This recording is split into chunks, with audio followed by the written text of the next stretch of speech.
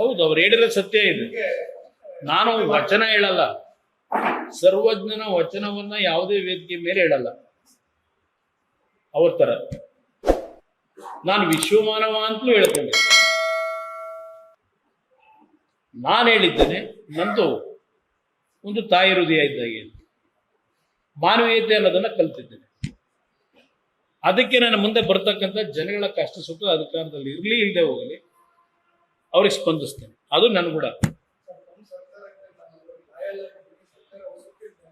ಗೊತ್ತಿದೆ ಎಷ್ಟು ಲಾಯಲ್ ಆಗಿದ್ರು ಅಂತ ಹೇಳಿ. ಅದೆಲ್ಲ ಬಿಡ್ಡಾಕಿ ಅದಾಗಲೇ 5 ವರ್ಷ ಆಗೋಯ್ತು. ಅವರು ಹೇಳ್ಕೋಬಹುದು ಮಂಡ್ಯ ಒಂದು ಚುನಾವಣೆ ಯಾವ ರೀತಿ ನಡೆಸಿದ್ರು ಅಂತಲೂ ಗೊತ್ತು. ಲೋಕಸಭೆಗೆ ಎಷ್ಟು ನಿಷ್ಠೆಯಿಂದ ಮಾಡಿದ್ರು ಇವರೆಲ್ಲ ಅಂತ. ಎಲ್ಲ ಹೊರಗಡೆ ಡ್ರಾಮಾ ಮಾಡಿ ಏನೋ ಕುಮಾರಸ್ವಾಮಿಗೆ ಅದೆಂತ ಬಂಡೆ ಅಂತ ಹೇಳ್ಕೊಂಡು ಎಲ್ಲೆಲ್ಲಿ ಕುತ್ತಿಗೆ ಕೂತಿದ್ರು ಅನ್ನೋದು ಗೊತ್ತಿದೆ ನನಗೆ ಪ್ರತಿನಿತ್ಯ. ನಾನು ಅಂತ ಪರಿಸ್ಥಿತಿನಲ್ಲಿ ಬಂದರೆ ನೀವು ತಪ್ಪು ತಿಳ್ಕೋಬೇಡಿ. 9 ಇಂಡಸ್ಟ್ರಿಯಲ್ ಕ್ಲಸ್ಟರ್ಗಳನ್ನ ಮಾಡಬೇಕು ಅಂತ ಹೇಳಿ ನನ್ನ ಜೂನ್ ತಿಂಗಳು ಬಜೆಟ್ನಲ್ಲಿ 2018 ಕಾಂಪಿಟ್ ವಿತ್ ಚೈನಾ ಅಂತ ಹೇಳಿ 9 ಜಿಲ್ಲೆಯ ಅಭಿವೃದ್ಧಿಗೆ ಪ್ರೋಗ್ರಾಮ್ನ ಫಿಕ್ಸ್ ಮಾಡಿದೆ.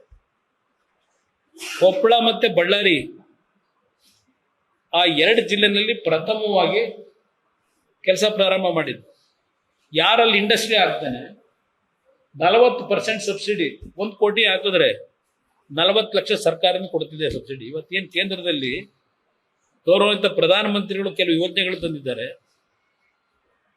ನಾನು 2018 ಈ ರಾಜ್ಯದಲ್ಲಿ ತರಬೇಕು ಅಂತ ಹೊರಟೆ. ಬೆಂಬಲ ಕೊಟ್ರ ಇವರು? ಕಲಬುರಗಿ, ಬೀದರು, ಅಲ್ಲಿಂದ ಕೊಪ್ಪಳ, ಬಳ್ಳಾರಿ, ಚಿತ್ರದುರ್ಗ, ಬೆಳಗಾವಿ, ಈ ತರ 9 ಜಿಲ್ಲೆಗಳಲ್ಲಿ, ಮೈಸೂರು ಮಾಡಿದ್ದು ನನ್ನ ಸರ್ಕಾರವೂ ಹೋಯ್ತು. ಆಮೇಲೆ ಆದ್ರೂ ಹೋಗ್ಲಿ, ಅದೇನು ಮಾಡಿದ್ರ? ಡಾಕ್ಯುಮೆಂಟ್ ಕೊಡ್ತೀನಿ ಯಾವ ಮಟ್ಟಕ್ಕೆ 6 ತಿಂಗಳಲ್ಲಿ ನಾನು ಕಾಂಪಿಟೇಟಿವ್ ಚೈನಾಗೆ ಸೊಟ್ಟು ಹೊಡಿಬೇಕು ಅಂತ ಮಾಡಿದ್ದೆ. ಇವತ್ತು ಮೊನ್ನೆ ನಾನು ಯಾವೊಂದು ದೇಶಕ್ಕೆ ಬೇಕಾಗಿರ್ತಕ್ಕಂಥ ಯಾವೊಂದು ಮ್ಯಾಗ್ನೆಟ್ನ ಅವಶ್ಯಕತೆ ಇದೆ, ರೇರ್ ಪರ್ಮನೆಂಟ್ ಮ್ಯಾಗ್ನೆಟ್ ಅಂತ, ರೇರ್ ಪರ್ಮನೆಂಟ್ ಮ್ಯಾಗ್ನೆಟ್, ಅದು ಏಪ್ರಿಲ್ನಲ್ಲಿ ಬ್ಯಾನ್ ಮಾಡ್ತಾರೆ ಚೈನಾದವರು. 90% ಕಂಟ್ರೋಲ್ ಅವ್ರು ಇಟ್ಕೊಂಡವ್ರು.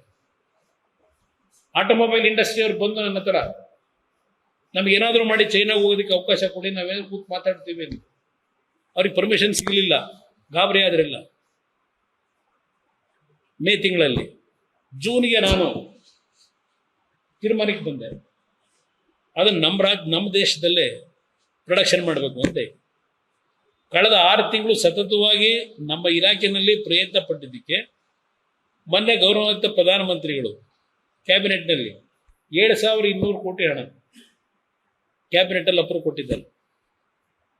ಕರ್ನಾಟಕದಲ್ಲಿ ಹಲವಾರು ರೀತಿಯಲ್ಲಿ ಯೋಜನೆಗಳು ತರಬಹುದು. ಇವತ್ತು ಭದ್ರಾವತಿ ನಾನು ಹುಡುಗಾಟಿಕೆಗೆ ಹೇಳಿಲ್ಲ, ಅದಕ್ಕೊಂದು ಜೀವ ಕೊಡ್ತೀವಿ. ತಾಲೆ ಅದಕ್ಕೆ ಕೆಲಸ ನಡೀತಾ ಇದೆ, ಏನು ಮಾಡಬೇಕು ಅಂತ. ಆದರೆ ಹಲವಾರು CPSCಗಳನ್ನು ಕ್ಲೋಸ್ ಮಾಡಿದ್ದಾರೆ. ಈಗ ಭದ್ರಾವತಿದೂ ಪರ್ಮನೆಂಟ್ ಆಗಿ ಕ್ಯಾಬಿನೆಟಲ್ಲಿ ತೀರ್ಮಾನ ಡಿಸ್ಇನ್ವೆಸ್ಟ್ಮೆಂಟ್ ಮಾಡಬೇಕು ಅಂತ ಇದೆ. ಅದಕ್ಕೆ ಪ್ರಧಾನಮಂತ್ರಿಗಳನ್ನ ವಿಶ್ವಾಸಕ್ಕೆ ತೆಗೆದುಕೊಂಡು ಇವತ್ತು ಆ ಒಂದು ಕಾರ್ಖಾನೆ ವಿಶ್ವೇಶ್ವರಯ್ಯ ಹೆಸರಿನಲ್ಲಿದೆ, ಅದಕ್ಕೊಂದು ಜೀವ ಕೊಡಬೇಕು ಈ ಜಿಲ್ಲೆಗೆ ಅಂತ ಹೇಳಿ ನಾನೇನು ಕೈ ಹಾಕಿದ್ದೀನಿ. ನನಗೆ ಭಗವಂತನ ಆಶೀರ್ವಾದ ಇದೆ ಅಂತಕ್ಕಂಥ ದೇವರು ನಂಬಿದ್ದೇವೆ. ಅದಕ್ಕೆ ಸದ್ಯದಲ್ಲೇ ಮುಂದಿನ ಜನವರಿ ಫೆಬ್ರವರಿ ಬಂದು ಡೀಟೇಲ್ ನಿಮ್ಗೆ ಎಲ್ಲ ವಿಷಯ ಯಾವ ತರ ಶುರುವಾಗುತ್ತೆ ಅನ್ನೋದು ಹೇಳ್ತೀನಿ. ಲೇಟೆಸ್ಟ್ ಹಾಗೂ ಇಂಟ್ರೆಸ್ಟಿಂಗ್ ಸುದ್ದಿಗಳಿಗಾಗಿ ಬಾಸ್ ಟಿವಿ ಕನ್ನಡ ಚಾನೆಲ್ನ ಸಬ್ಸ್ಕ್ರೈಬ್ ಮಾಡಿ, ಹಾಗೆಯೇ ಬೆಲ್ ಐಕಾನ್ ಪ್ರೆಸ್ ಮಾಡಿ.